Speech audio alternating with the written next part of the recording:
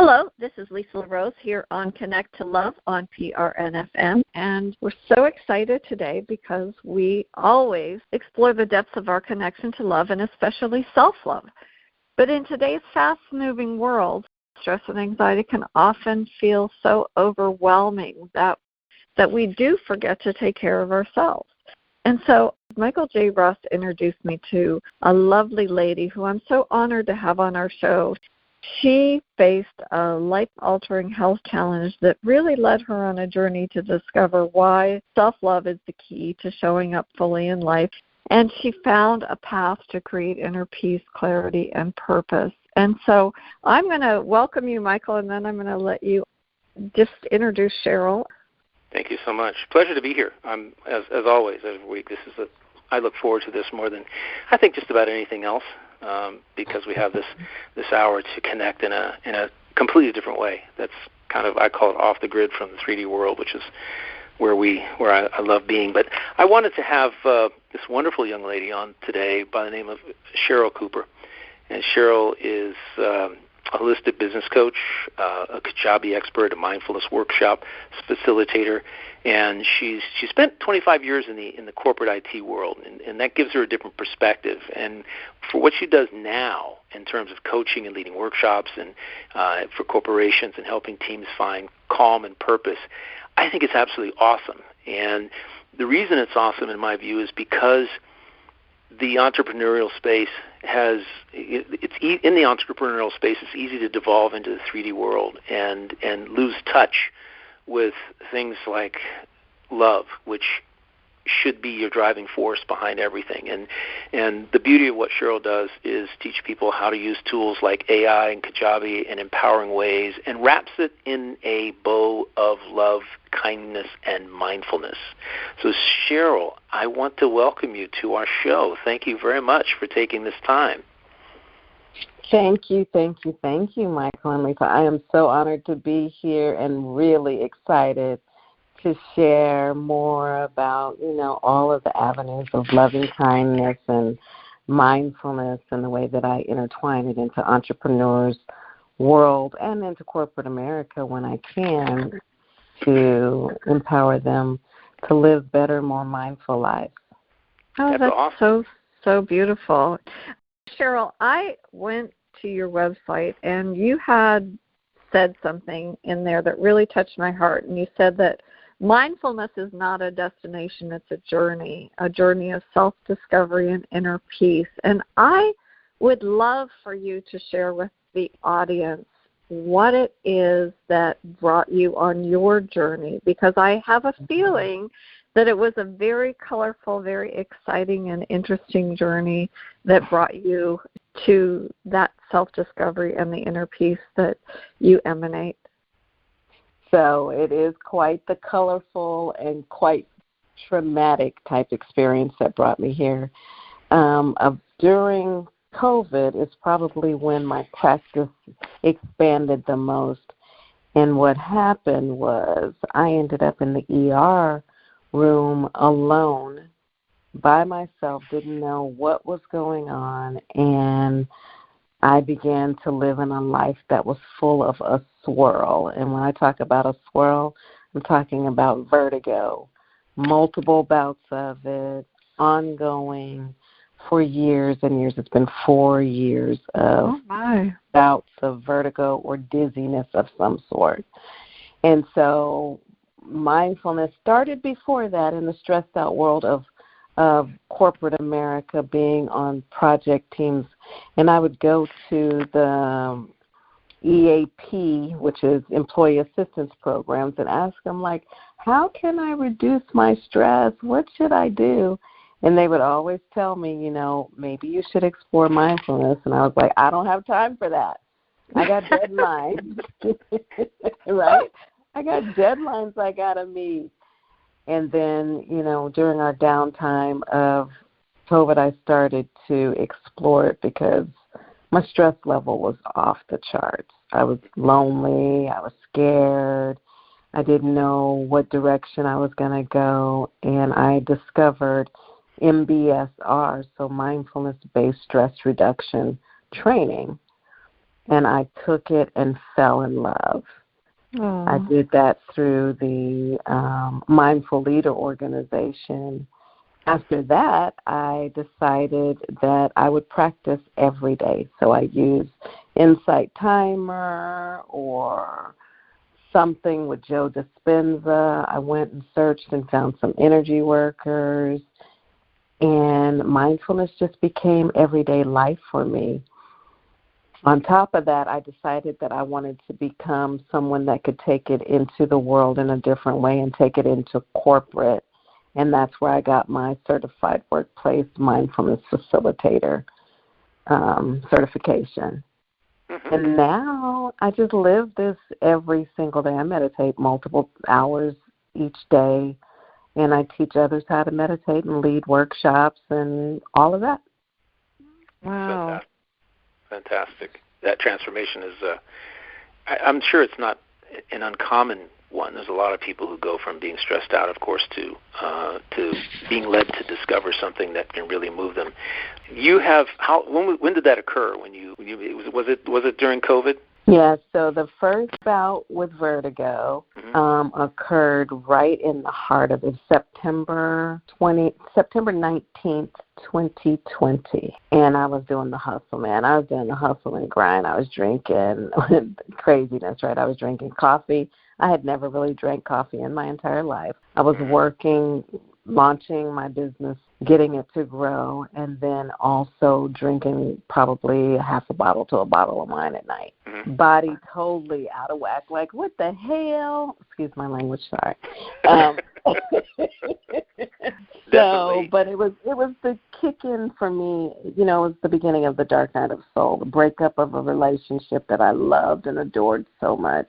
And just all of the things came crumbling in. Wow.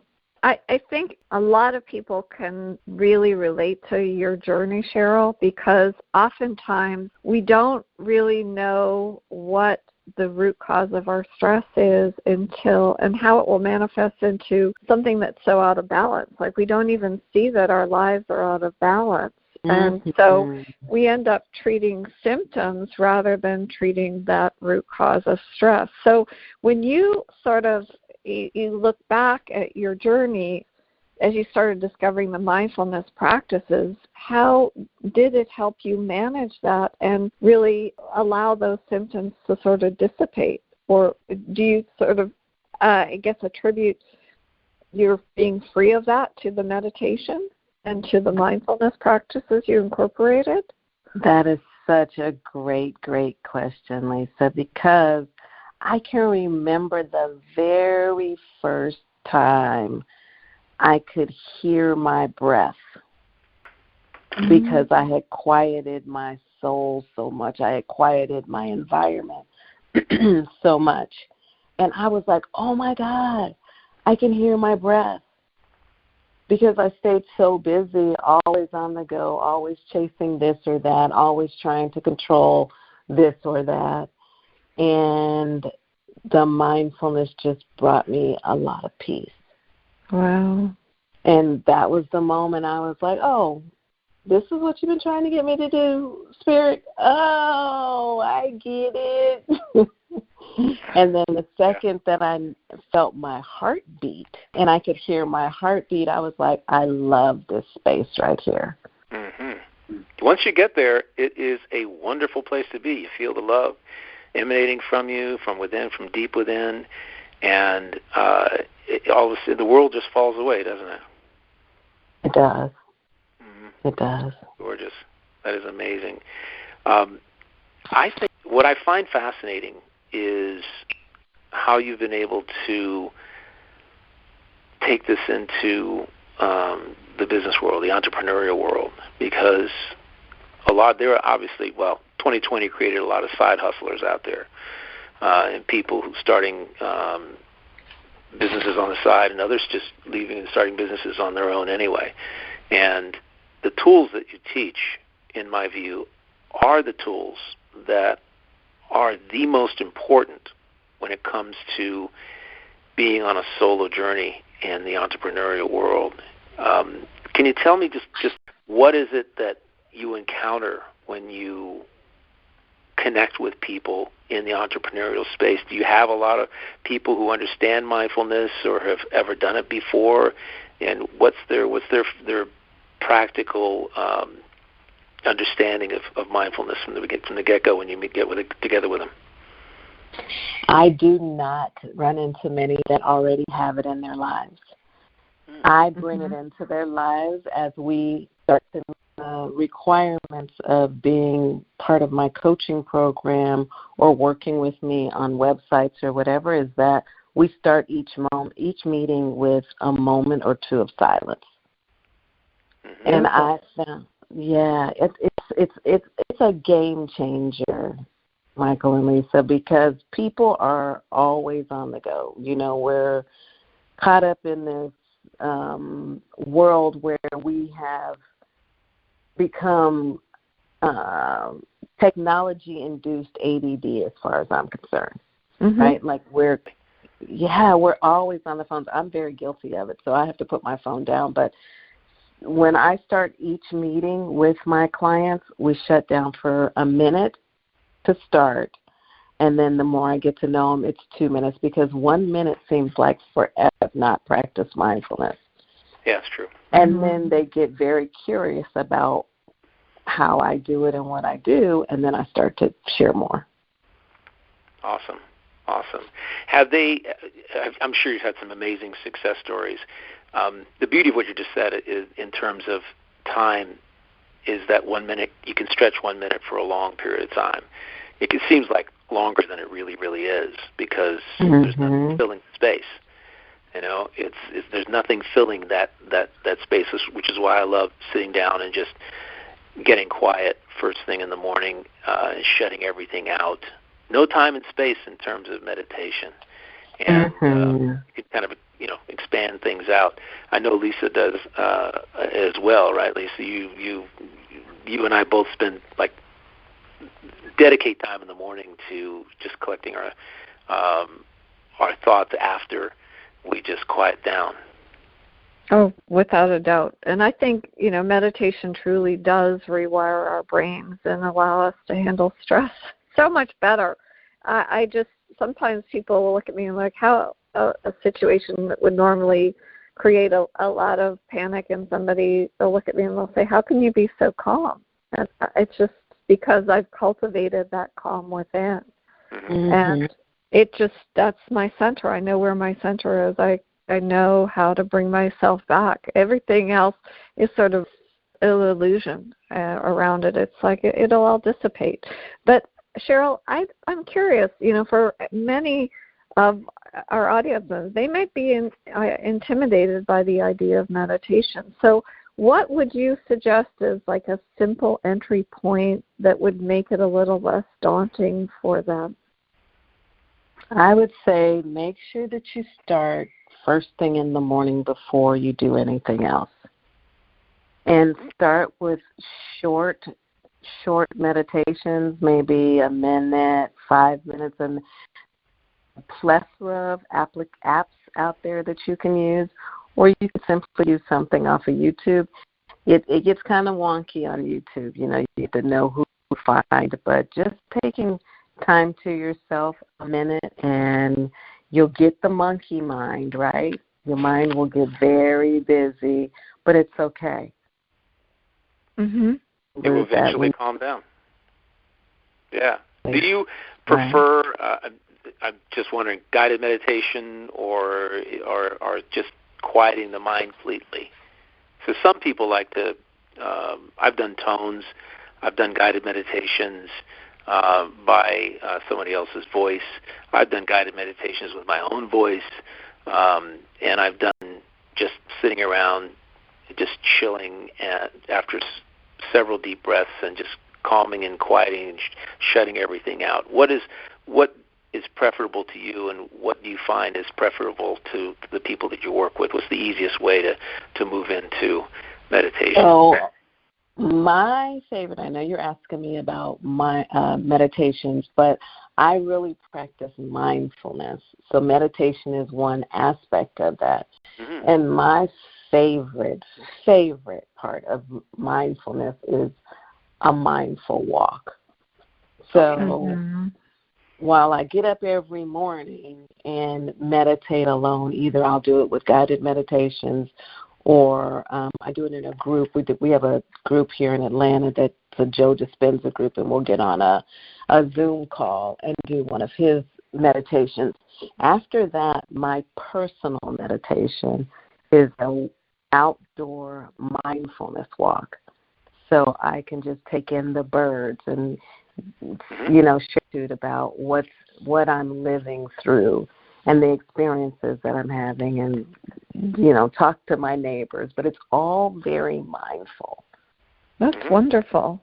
And I think that it's really beautiful because a lot of times people think of meditation as a solo activity and that it's just meant to be seated in a chair or in some sort of a pose or go to a cave or whatever it is. But no, it's really not. About being mindful is really, as you said, noticing everything. And I just want to mention for our audience Cheryl's website. So it's theCherylCooper.com, and I will put a note one at the so that there's a link to your page, Cheryl. But I see that you do a Mindfulness Monday where you say tranquility meets community, and I love that idea about bringing community together in peace and sort of the support of that environment. So can you sort of just share a little bit about how you had an idea to elevate the community with mindfulness? Well, I've always been that girl that loved to have people around me and be able to empower them. And so I get my greatest ideas in the shower, and Mindful Mondays came to me in the shower. That's awesome. I do the same thing. It doesn't. The shower's a great place for that, quite frankly. Right. And it is. So then I put together those workshops, Monday meetings. Right now they're on hold because what I got challenged with was getting everybody together with the time zones being all across the world. And I brought them into my Mindful Entrepreneur Collective. So it's a combination of people joining in that at 11 a.m. Eastern time. And we do meditation in there and then talk about mindful entrepreneurship. That's awesome. Yeah. It's interesting. As someone who's worked from home for 21 years, what you're saying resonates with me completely because outside of an office, there's you, and you have to be your own cheerleader, number one. You have to treat yourself with love and kindness and respect and generosity, which most people kind of just throw out there. What's interesting about you saying is the fact that, it was just yesterday morning when I get up early to let out first the cat and then the dog.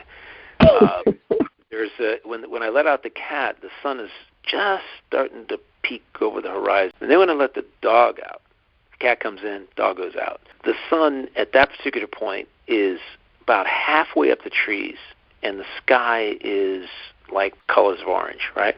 15 different colors of orange. And that is special to me. Oh, man, I'm visualizing that so much. Sorry, Mike, I didn't mean to cut you off, but I could totally see that. Yeah. And it's like you stand there for a moment, and you just look at it, and you just watch it happen and watch it unfold. And, it's a wonderful way to start the day. It's interesting. Somebody told me a number of years ago, decades ago, that mindfulness is just about, it's a single-minded focus. When you're walking around and you're looking, you could walk up, you see a beautiful flower, you walk up, you look at the flower, you don't judge it, you just admire it, right? And time just goes by the wayside, and you get this feeling, deep within where you feel connected to the outer world in a way that is completely different than a transactional basis, because so much of life is transactional. So that starting out that way, or looking at the new puppy we have and how and observing it and how it interacts with the world for the first time. In many cases, everything's new, right? The bird flying was new. Somebody walking by, that's new. Meeting somebody, it's really, really cool, and how that makes you feel. How it makes you feel to be mindful. And the walking idea is so cool. And do you live in a neighborhood with lots of trees and gardens or flowers? Describe what you actually focus on or give attention to when you're walking? So I live in a circle neighborhood. I don't know what that's called. It's just one big, and we're behind gates. So it's a gated neighborhood. Feels very safe and serene. We've got pine trees. We've got spruces, and they're pretty well aged with lots of leaves in the spring and all the trees, when they bud, all the flowers and everything. Like right now I'm looking out my back window and there's a bush with the big round bushes but there are big trees, and I love the variety of trees that we have because when they blow in the wind, you get this sound that is almost ocean-like. I love it. Wow. I love it. What's interesting is, whenever Lisa and I have this conversation, I think about the people that I come across that have no clue what's going on around them. There's no mindfulness of anything, that happen, that around them, and they're involved in the how and the why of those things and judging those things, right? And living in a world where there's no judgment is a spectacular way to be. I think that, I heard Oprah say one time, she said, when I first started, somebody told me about practicing mindfulness and taking a walk. And she says, they told me not to judge whether something was pretty or not, how beautiful a flower was, or was just observe. And I said, yeah, that's pretty much the case, just observing. We have a lot to observe in life, and without injecting ourselves into it or injecting some sort of judgment duality into it. It's good, it's bad, it's positive, it's negative, whatever, right? Which is something that we train our minds to do all day long. And as entrepreneurs, we have to step back from that, and engage in a different way with our world, one that is very much along the lines of what you're doing. So let me just ask you. You said you got people that you work with all over the world, which is really fantastic. What are some of the comments that you get after people start engaging in their mindfulness practice? What kind of change or transformation have you seen in people? They have thanked me. They have told me that they started to practice on their own. They told me about their journaling. They've told me about when they encountered creating content for me, which was a mindfulness journal, how they cried because they finally got it. They love it. But there's always that question, Cheryl, how can you do it all the time? And I always tell them it's a choice, right? It's a choice for me. And mindfulness, I feel like it saved my life, because when I was hitting a point of rock bottom, I could always go within and find that quiet connection with, I don't even know what to call it anymore. God, I call it God, universe, spirit, or source. Yeah. Right, exactly.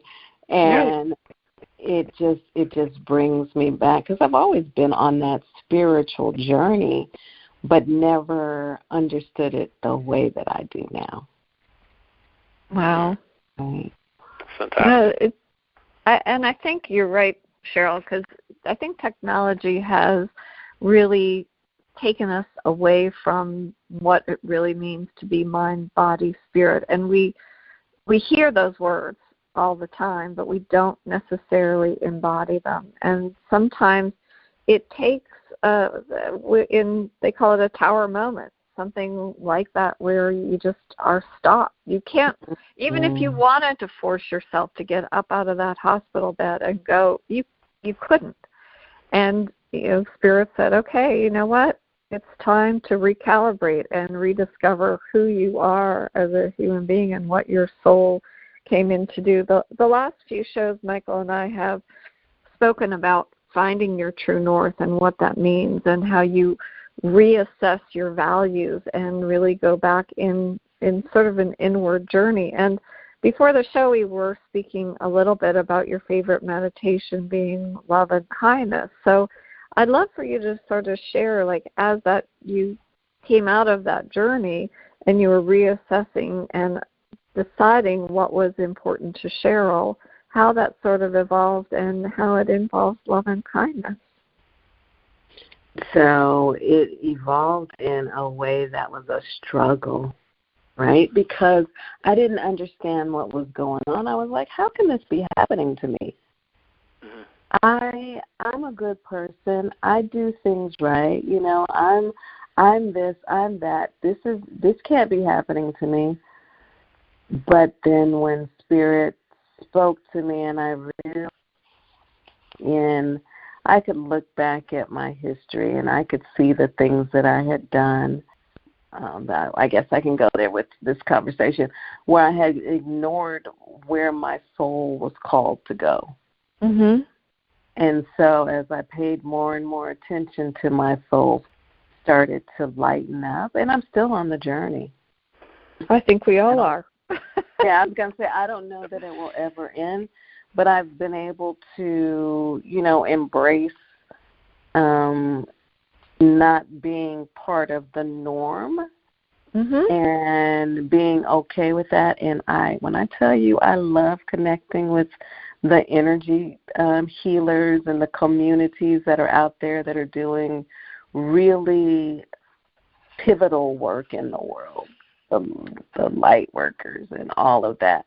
And the way that it's opened up my eyes, I'm like, oh, my God, this is real. I'm not making it up. You know? For sure.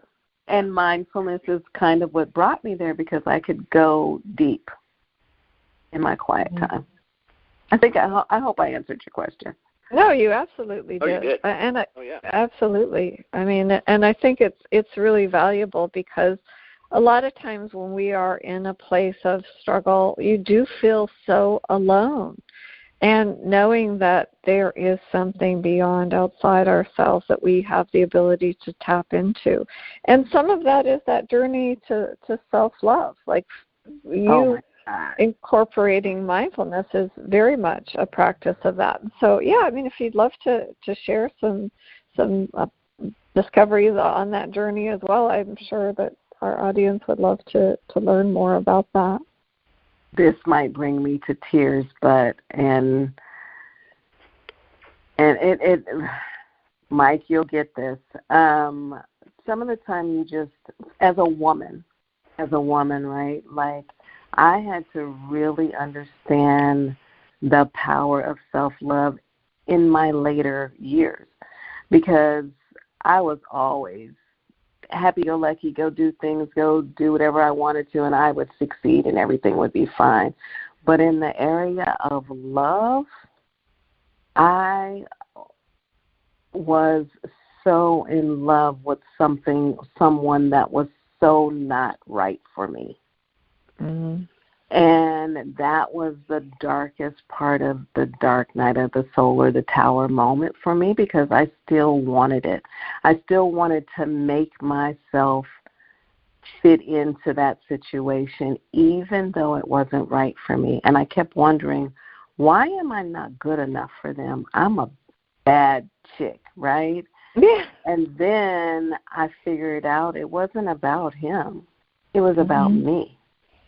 And it was about loving me enough to walk away from that situation, because that situation wasn't what my soul was called to do.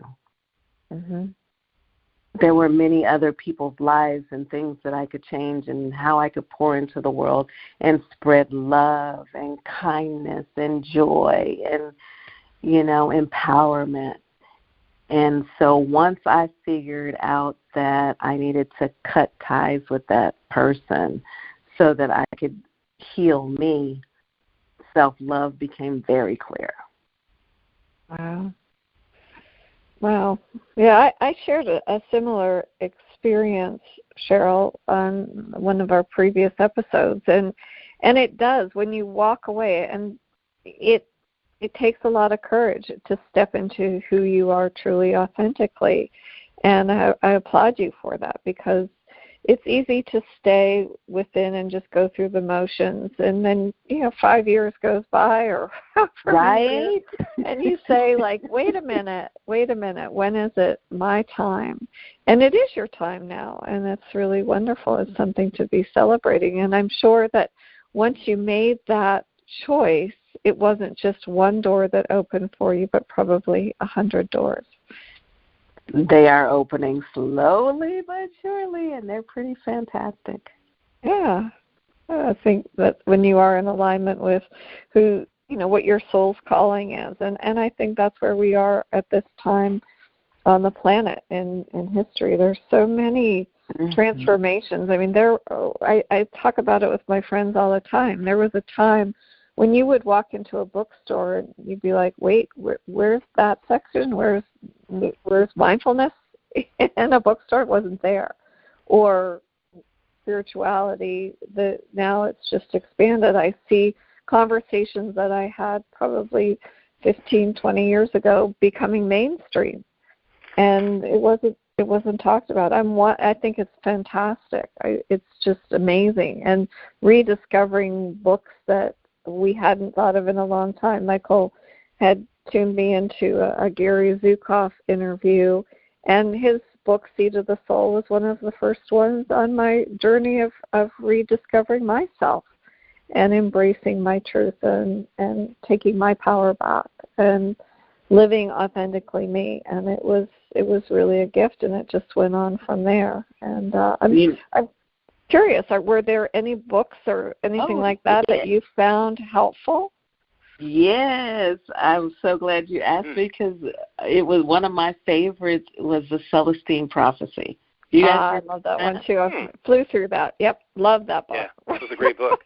Yeah. Yes, that was my favorite. And then, then I went more towards I can't think, Norman Vincent Peale, The Power of Positive Thinking.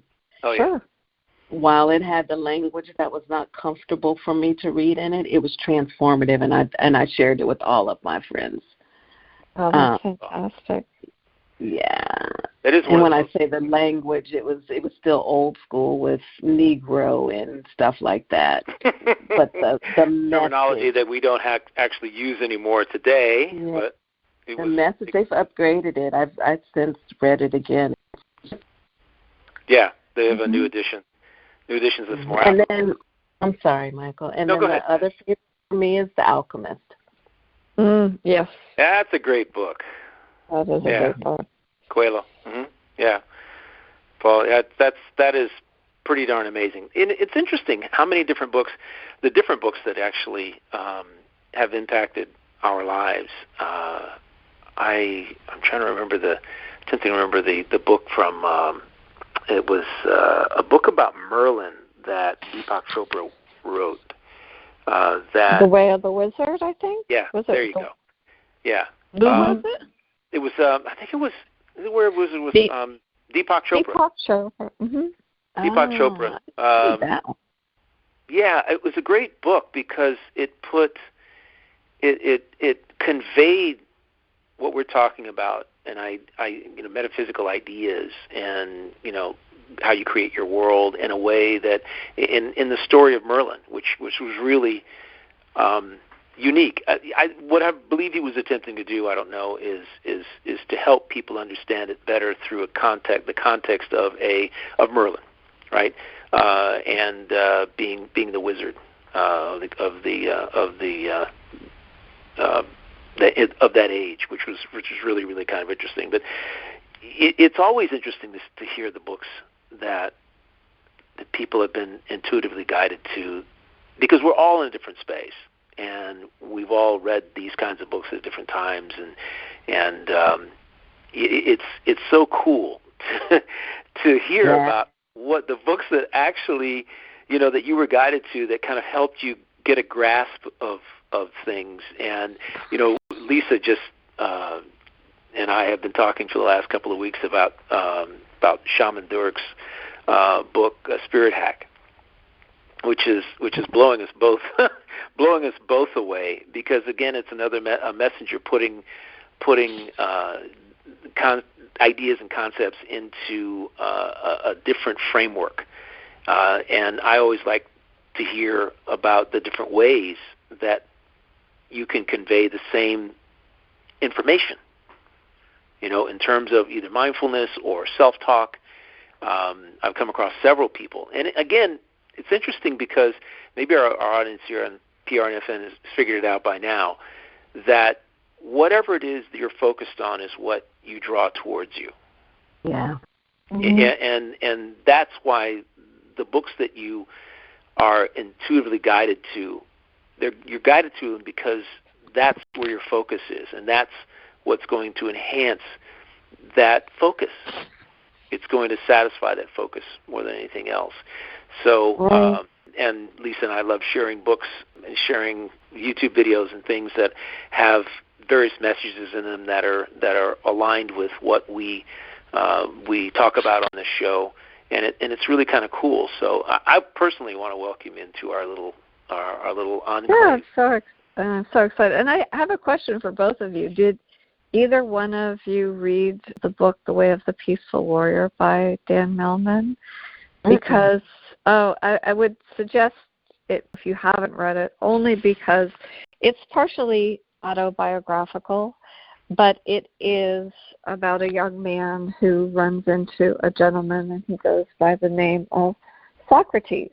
And it's quite interesting because it's about pursuing a life of meditation, mindfulness, compassion, and acceptance, and how you navigate through tumultuous times. It was another one of those books that was really transformational. I flew through it. Somebody had mentioned to me, just in passing, like, have you ever read this book? And it was early on in my journey, and I think it actually was one of the books that gave me the courage to leave that relationship. It was that powerful. So it was even before The Seed of the Soul for me. But it was, yeah. And they made it into a movie. I did not see the movie because I just loved the book and I didn't want it to be compromised in my mind. It just is one of those things. I think I've given so many copies of it away as well. So. But it does. I think, it does. It helps to give you a sort of a foundation and helps you sort of take some of these concepts and integrate them into your life.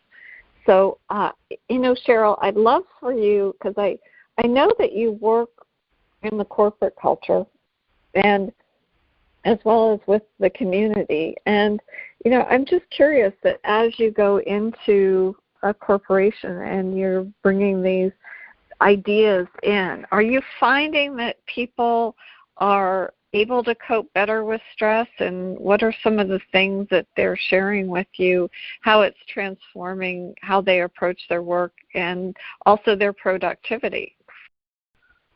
So I really have not had that type of experience, Lisa, because I just do a workshop and I'm in and out. Okay. Yeah, I'm not a part of the staff or anything like that. I'm workshop driven, so I can't answer that, unfortunately. I can tell you about the testimonials from the workshops, but I haven't really had one-on-one conversations with the people once I've left. Well, you never know. I mean, I think when, like, I found Dr. Joe Dispenza's work, and the same thing. And you talk about setting intention. I was at the Celebrate Your Life conference, and it was early on in his journey, well before he was where he is now. And I was so fascinated by his work on the brain and everything else. And I thought, I don't know. I put it out to the universe, and I said, I don't know how it's going to happen, but I am going to meet Dr. Joe Dispenza. And on the way to his lecture, I was going up an escalator, and I got a tap on the shoulder, and I turned around, and who was it but Dr. Joe? And he said, could you tell me where this particular room was? And I said, well, as a matter of fact, Dr. Joe, I am headed that way. I'm happy to show you where the room you're going to be lecturing in is.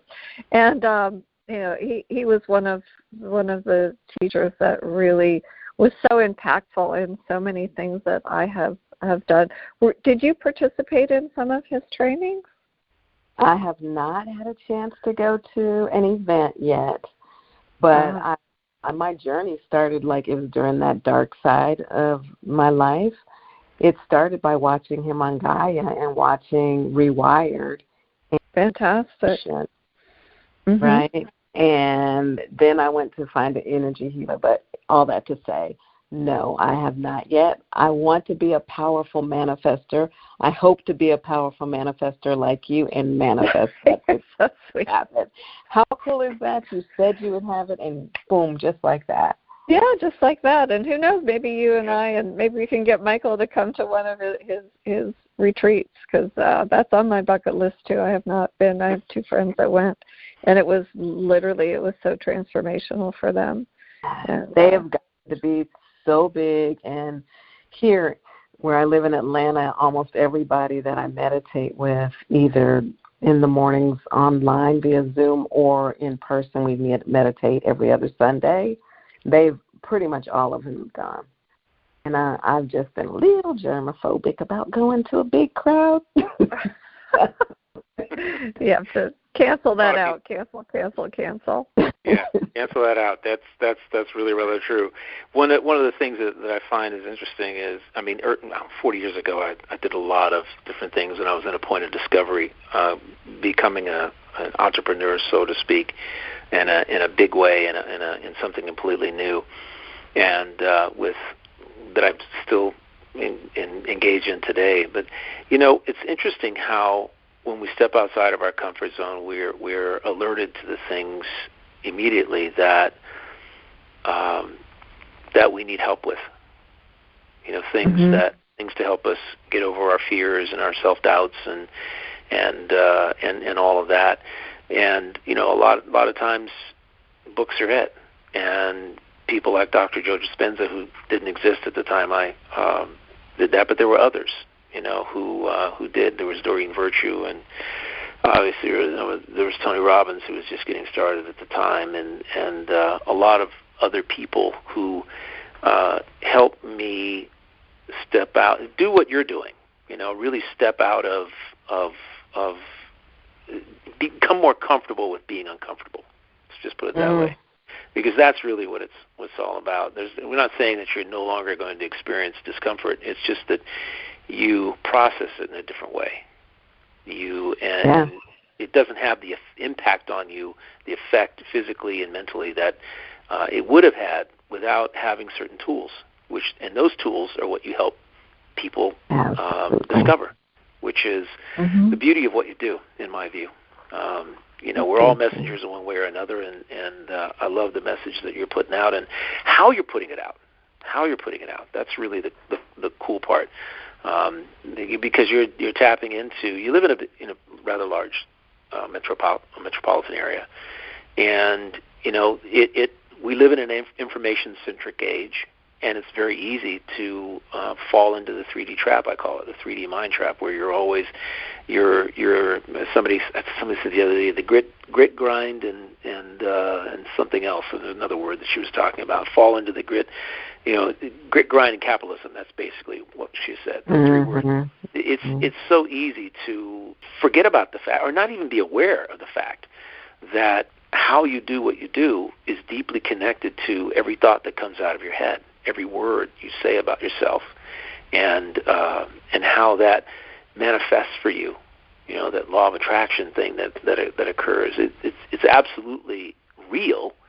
And thinking to myself, isn't it amazing? When was the last time when I had this VW thing way back when, and I love BMW buses, and the beautiful thing is when I would think about the VW bus, then one would drive by, whatever and you're like, wait a minute, how'd that happen?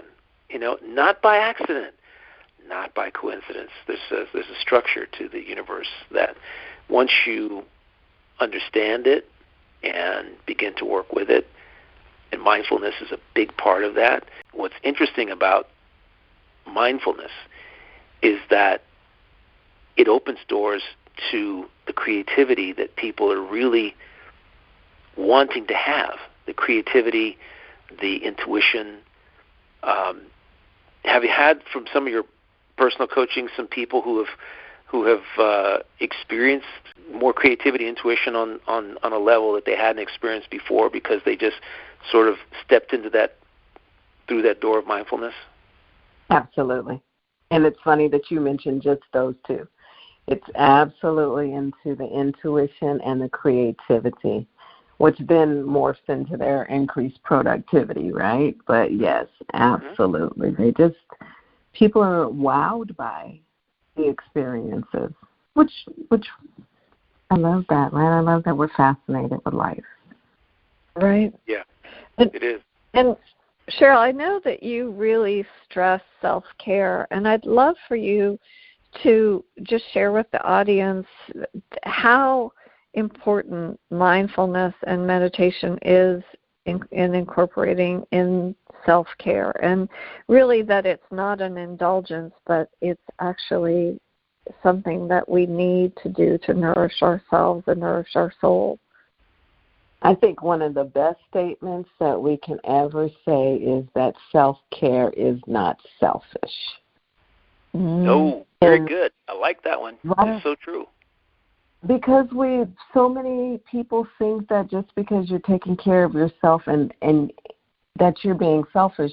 But if you don't take care of yourself, nobody else will, and you can't take care of the other people that need to be cared for if you're not taken cared for. True. Mm-hmm. Absolutely. Well said. That is exactly the case.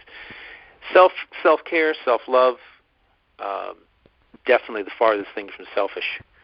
Although it gets a bad rap, when people want to go off and have a massage, a spa day, or they want to engage in taking a walk, and they want to do it perhaps by themselves. Yeah. Because that's just the best to way. clear your mind so you can come back and be ready for them. The way you connect with the world. And when you get around people who understand that, it makes life even better. Mm-hmm. Yeah, especially a significant other or somebody close to you. I'm lucky enough to live with somebody who understands when I want to, not necessarily need to. When I create a routine in the morning that involves meditation and thought, and where I'm allowing creativity and intuition, and productivity to kick up from the things that I do, allows me to engage in my mindfulness or whatever practice that I'm engaging in my office early in the morning. I really feel awesome, and the day, it's just an awesome way to start the day. It's magnificent. It is. In fact. So, Mike, I have to say this to you because you are probably the person that that triggered a thought in me to begin meditating. Well, because you didn't, when I would be there visiting, you would not give up that time. Mm-mm. Right? That was your time. We knew what was going to happen, and then things would go, we'd go about our days doing our visits. But I remember being fascinated by that. Just totally fascinated. That's probably 5, 6, 7 years ago. Fascinated by it. It is amazing, isn't it, how you can get involved. And, I really appreciate that, because we all are guided to what we need. We just have to have the awareness, the self-awareness to see it, to embrace it. And I might not have been the first person, but at the time you were here, maybe I was the person who you connected with. You were alert enough, and you were in a space where you really needed it. And I'm happy that you've engaged in it. You've really turned it into something special, and helping others is the key. Helping others. Lisa and I help others. It's that love thing, right? It's that love, Always. love. All we need is love. Exactly. Yeah. All you need is love. And when you engage with life from that space, things change. I'm forever talking on the show about engaging with people and how when you have an issue that you have to solve, the challenges you have to overcome, that when you engage from a space of love, how differently not only you see it, feel about it, and engage with other people. And the results are magical. Yeah. The average person doesn't experience love, not from other people, and certainly in many cases not, they don't give it to themselves, which is we're attempting to, propagate that in the world in a bigger way. I think now is such an important time for that too, because it's heavy. The energy in the world is very heavy, but there are some of us that are still putting our hands over our hearts and staying as much as we can in our hearts and sharing love. Mhm. That's so beautiful. Mhm. Yeah, that is so. That is so beautiful. That's true. That's where we are, and having you on has forwarded that mission that we have. Yeah, and I think, Cheryl, that I always go back to Ram Dass. He was I loved Wayne Dyer, and he was one of the people that really inspired Wayne. And he always said, the quieter you become, the more you can hear. And I would expand on that and it made me think of it when you said that about love, because I think the more that you feel self-love, the more love that you are able to feel from other people. And a lot of times it comes down to being worthy and knowing your value and seeing that. And I think that when you sort of quiet, and we all do have that monkey mind. It is not easy sometimes to quiet it. And I think that's probably why the shower works. We're just letting that water pour down, and it just trickles down and allows everything to go down the drain. But I'd love for you to share just a few nuances or whatever else you think that you would deem valuable for people to touch into that authentic self-love and just enjoying the silence of being you. I would say, a couple of things. Love is the medicine. There's a song that says that, and I dance through the house and just sing that song. But love is the medicine. Love can heal and cure so many things when you put it out into the world. And then I wanted to say one other thing. I got to meet Wayne Dyer or see him right before he transitioned, and I got to take my mom to see him. And what was really cool about that is she gave me the first book from Wayne Dyer, and I didn't understand who she was at the time, right? Because she always just allowed us to be. And now when I think back over it, I was like, Mom was digging Wayne Dyer way back in the day. That's awesome. Wow. That's great. That's really great. Amazing. Really amazing that's the case. And how did she that is so cool to have that happen and be able to experience that with your mom. That's fantastic. Yeah, a lot of good stuff from Wayne. He was one of the magical messengers of his time. So that's great. That's great. I want to continue to wish you magnificent success on your mission, because your mission is one that from where you were 6, 8, 9 years ago to where you are today, and how you framed your business around helping not only yourself but others as well. I can't say that I know everything, and I'm not ever going to know everything. It's not possible. However, I continually remain open to what's going on out there, and to engaging with the people that I know that resonate with what I'm putting out. I'm just loving it. And you've always, and that was, I think, the reason why, we hit it off, is that we resonated from the same level. Maybe not in the same way, but I think that I've always been very happy that we connected, and that you have moved in the direction that you have to you've always been a very organized person with all of this.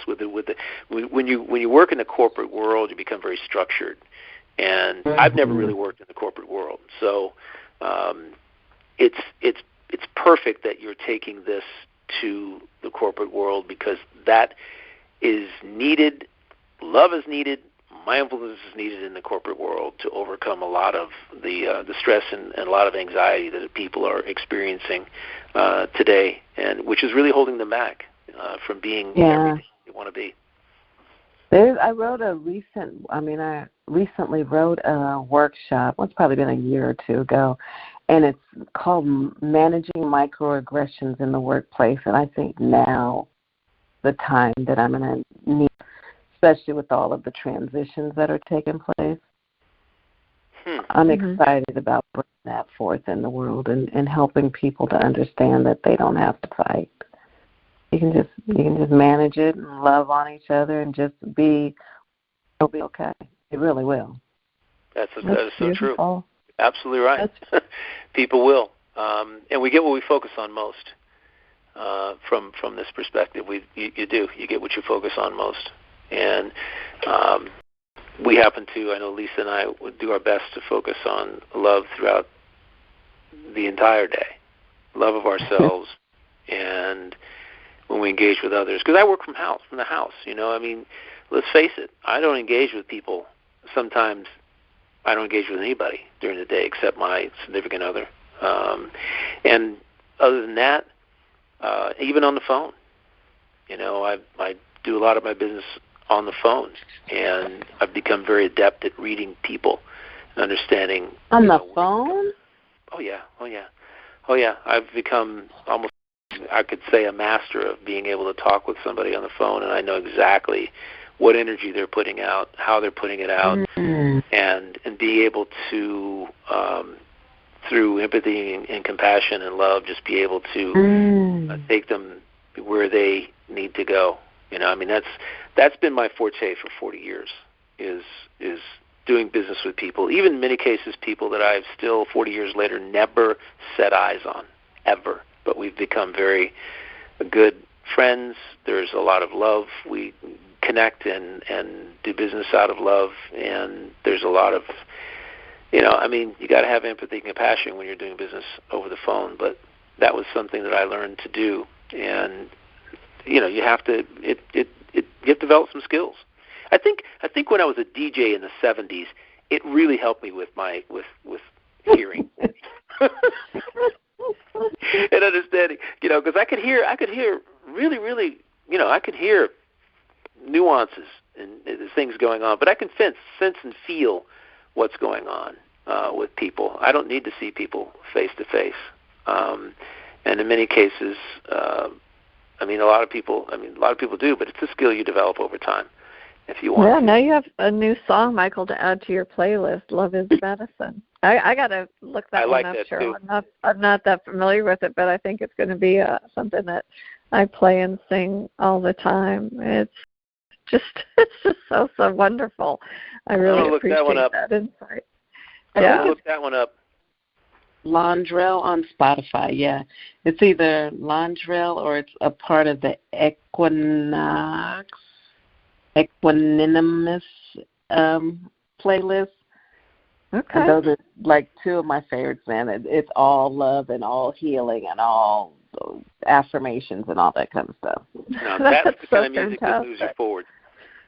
No, exactly. And Cheryl, I'm so grateful that you were able to join us today, because you really do exemplify it, and that the journey to calm is not a destination but a continual practice. And I can see that there has been so much beauty that's unfolded from everything that's been part of your exploration and part of your challenges. And I so appreciate you sharing your wisdom, and I do hope that you are able to come back so that we can delve deeper into the world of mindfulness. And I just want to give your website to our audience, and it's www.thercherylcooper.com. So it's thercherylcooper.com.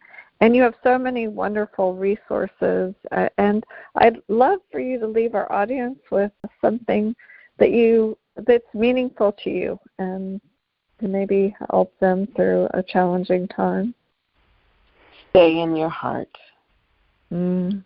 Just stay in your heart. And that can be through coherence and meditations, holding your heart as you're walking through a place or having a conversation. Stay in your heart chakra, all of those things that just lead you right back to your heart and to love. That's so beautiful. So beautiful. Thank we truly are connected to love. Yeah, thank you so much. Thank you so much. We really appreciate it. Thank you for having me. It's been absolutely a joy and just such a delight. And until next time.